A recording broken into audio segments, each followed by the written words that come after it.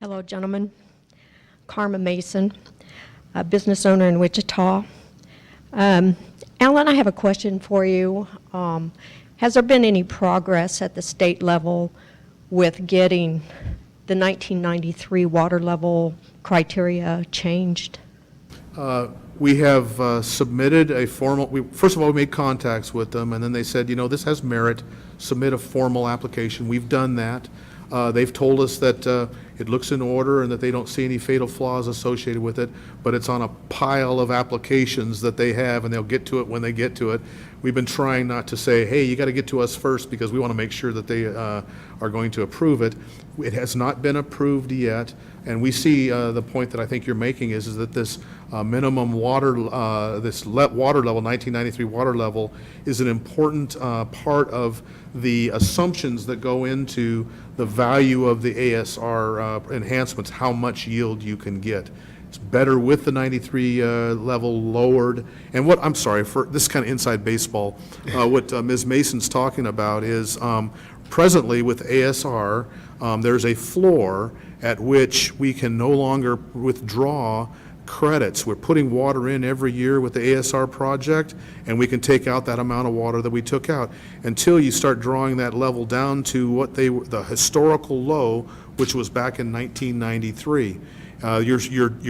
You're in the drought and you're drawing down, and depending on how high you were to start with when the drought begins, you could, if you were lower and the drought begins, you could find yourself in the last parts of the drought down below that 1993 level. If we get down below that 1993 level, we aren't able to take our credits, any ASR credits that we have accumulated up until that time, because the water level's below that level. And so in order for us to get the full benefit of the project that we're talking about, we would like to get that 93 level lowered so that we can get the full yield that we're looking for. Now, there's workarounds. First of all, you can still get a yield even with the present 93 level. There's workarounds. There's the way that you can time our native rights, which are 40,000 acre feet, and we're only taking 22 somewhere or thereabouts, a little more than half. And then there's a recent, or back here not too long ago, the state passed the 5-year flex plan, which isn't just for agricultural users, it's for the state users, or for the city too, and we could have some benefit in utilizing, we don't use the full 40,000, we could get credit for those in later years, but I got to tell you, the very highest benefit, that very highest yield would be if this 1993 level could be lowered, and that's what Ms. Mason is talking about. So I'm sorry, I had to do a little catch up for the rest of the folks. And Thank you for that. You did a much better job at it than I could have. Well, before you go on, let me make a comment on that. I think what the clarification I'd make is that Alan said you can't take the credits. You can still produce all of the water. What ASR does is it gives you the ability to take your 40,000 acre feet per each year and additional water above that. And so you've got 40,000 acre feet that you can take, and you can take more water out of that aquifer until those credits are depleted. But you don't get to take those credits if the water level in the aquifer goes below 1993 level. But those are credits, not water. You can still take the full 40,000 acre feet. The water that you can't distinguish, the wells doesn't know that, oh well, I'm not going to take that molecule of water because it came out of the Little Ark River.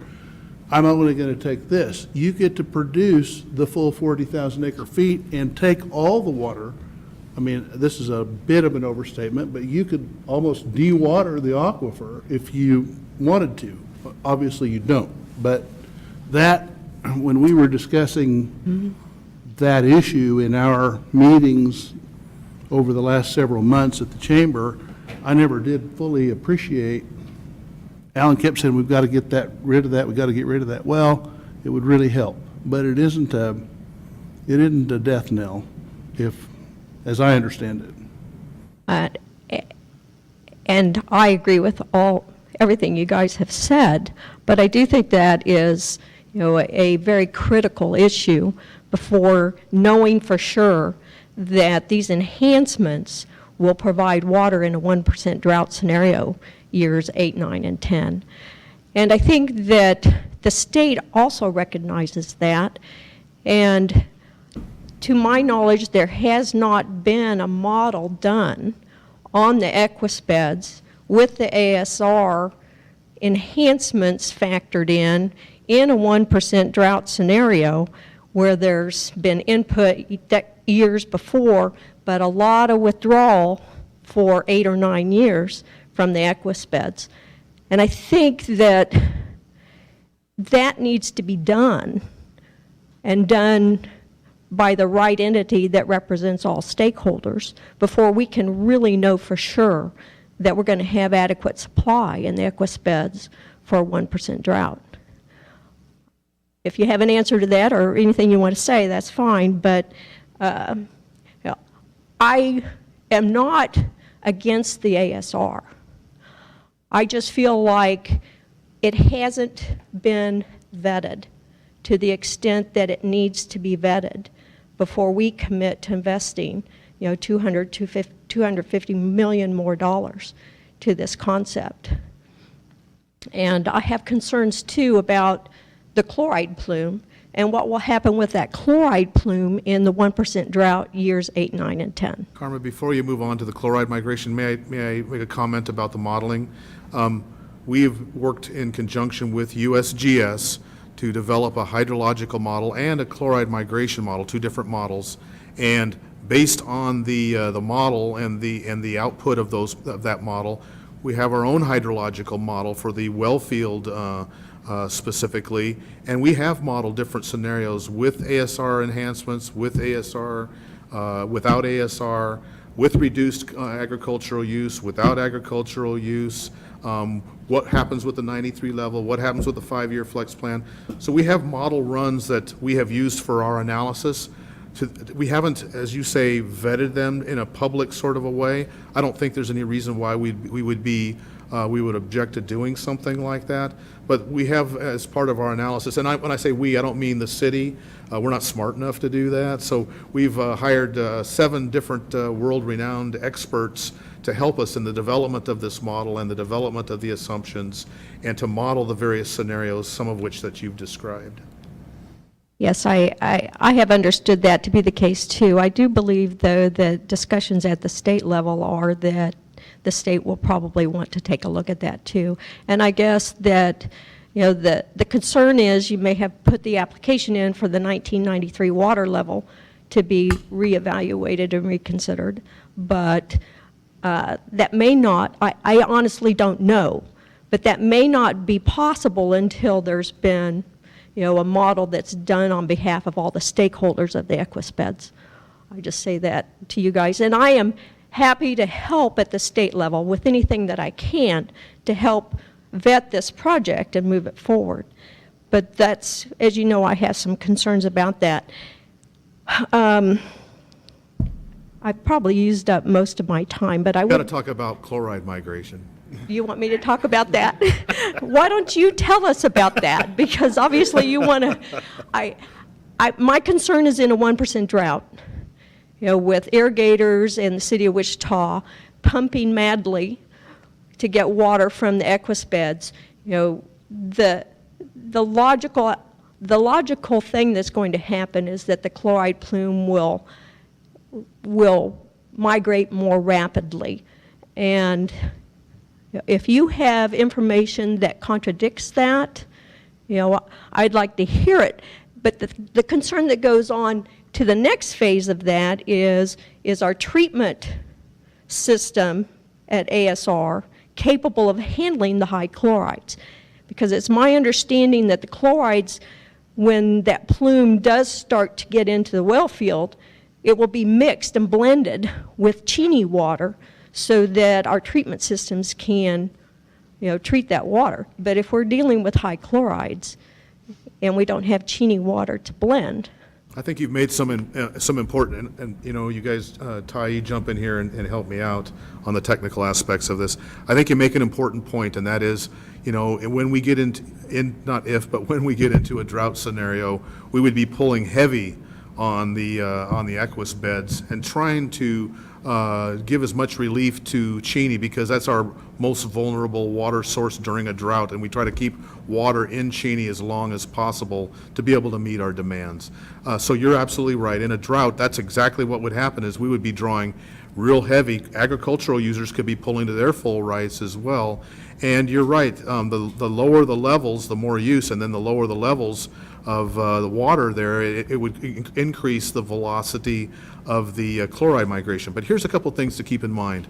The USGS, together with the city, put together a chloride migration model. It's really good, and we really understand much better how the chloride's migrating. It's not migrating as one big uniform mass. It's migrating in different ways depending on the level, and we're getting some really good information about how that works. The velocity is somewhat slow, which means that we've got decades still before this is going to be a real problem that we're going to have to fix. But that doesn't mean we wait until decades to start addressing it. We're talking with the state right now about some possible strategies. But the sensitivity and the change of that velocity it's not very sensitive. So in other words, you add a lot of water and it slows it down some. You take away a lot of water, it speeds it up some. What makes the difference is how long that condition exists. So if you draw down water in a drought, it's for a short period of time, and so the effect of the migration's fairly minor because it's a short period of time that it's acting, that increased velocity is acting. In contrast, the many years, hopefully, between droughts that you keep the water level, by virtue of it being many years, even though it's a small amount of change, has a greater effect in slowing down the migration. We're not going to stop the migration, we're just going to only be able to affect it. The beauty of ASR and in the ASR enhancements that are proposed is that's exactly the approach that puts water into the equus beds in those intervening years and has the desired effect so that we can offset what is going to happen in a drought year, which is we're going to draw heavy. What we'd like to do is to mitigate that by having extra water in the equus beds in the many more number of years in between droughts. And that, I think, is a winning strategy to give us as much time as we need to be able to figure out a long-term strategy for addressing the chloride migration. I would like to make just one more point, or just request, I guess, of this group. Regardless of whether the vote is yes or no in November, moving forward, would it not be appropriate to peel back the layer a little bit more in regards to talking to irrigators about leasing during significant drought? That may be a very economical way to address needing more water in a 1% drought scenario, years 8, 9, and 10. Yeah, that's a viable option. And we've looked at that, and we're going to continue to look at that. When you think about it, it's probably less expensive to lease water than to develop a whole new water source. There's a couple of downsides. I mean, that's a good side. The couple of downsides to it. Number one is the real value of affecting the amount of water available to us is going to be, we would have to start that process earlier on in the drought.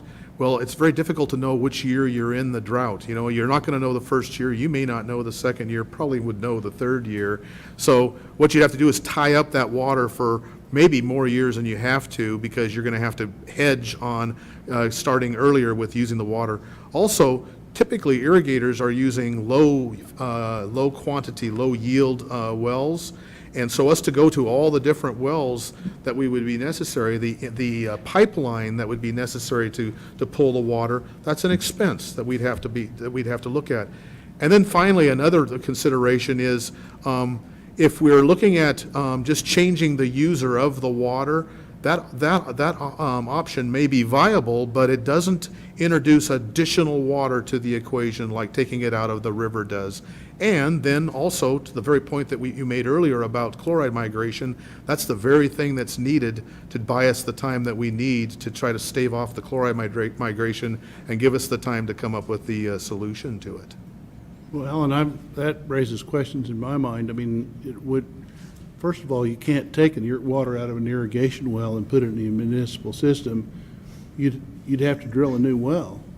But a municipal well permitted by KDHE that had the met municipal requirements. So secondly, I mean, you're talking, in order to add new water to the system, you've already got the senior rights in your well field.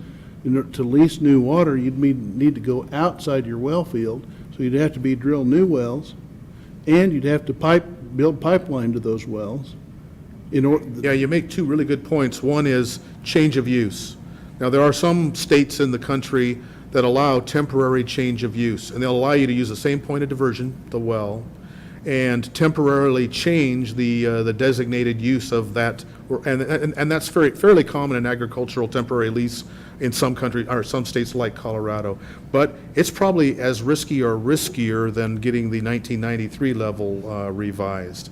As far as being able to change administrative regulations to allow a temporary change of use. That would be a problem that would have to be solved. Another way to do it would be to drill another well, which is very expensive.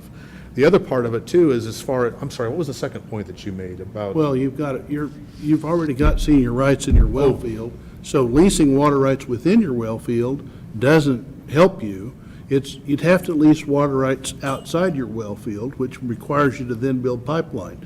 Not only a new well for a temporary use, but also you'd have to pipe it. I suppose you could build pipeline over the surface. And cost of transport's a significant cost. So that's one of the, there's upsides and downsides to the kind of approach you're talking about. We did look at it and to shake down to the 9 semifinalists, if you will, and it fell off the table for some of these reasons. That isn't to say, though, that we won't come back and look at it again. We want to continually review options and then have conversations with the state and say, hey, what do you think about temporary change of use? Have those kinds of conversations with them. Yes, I do think that at the state level, they're much more open to those kinds of conversations than they were a couple of years ago due to the governor's initiative with the 50-year vision. But thank you, gentlemen, for answering my questions and for putting this on. Thank you. Alan, I might add one more thing to the downsides, if you will. The agricultural water use does have an economic value on Sedgwick and Harvey County. So if you take that water and use it for municipal purposes, then that water is no longer being used to create irrigated crops for that community. So there is an economic downside on their side that may or may not have to be paid, you assume have to be paid by the city in order to use that water. You cover all those costs.